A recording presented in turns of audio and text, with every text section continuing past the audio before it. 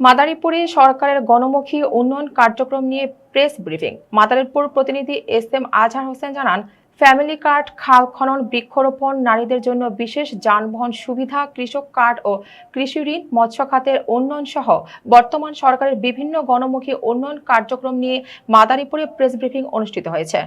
বুধবার বিকেলে জেলা প্রশাসকের সম্মেলন কক্ষে জেলা তথ্য অফিস মাদারীপুরের আয়োজনে এই প্রেস ব্রিফিং অনুষ্ঠিত হয়। এতে জেলার প্রিন্ট, ইলেকট্রনিক ও অনলাইন গণমাধ্যমে কর্মরত সাংবাদিকরা অংশগ্রহণ করেন। প্রেস ব্রিফিংয়ে সরকারের বিভিন্ন জনকল্যাণমূলক উদ্যোগ, চলমান উন্নয়ন কর্মকাণ্ড এবং সাধারণ মানুষের সম্পৃক্ততা বৃদ্ধিতে গৃহীত পদক্ষেপ তুলে ধরা হয়। একই সঙ্গে উন্নয়নমূলক তথ্য জনগণের কাছে পৌঁছে দিতে গণমাধ্যমের ভূমিকার গুরুত্ব তুলে ধরা হয়। এ সময় মাদারীপুর জেলা প্রশাসক মর্জিনা আক্তার বলেন, সরকারের উন্নয়ন কার্যক্রম জনগণের মাঝে সঠিকভাবে তুলে ধরতে গণমাধ্যম কর্মীদের আন্তরিক সহযোগিতা প্রয়োজন। তিনি উন্নয়ন ও জনসচেতনতামূলক কর্মকাণ্ডে সাংবাদিকদের গুরুত্বপূর্ণ ভূমিকারও প্রশংসা করেন।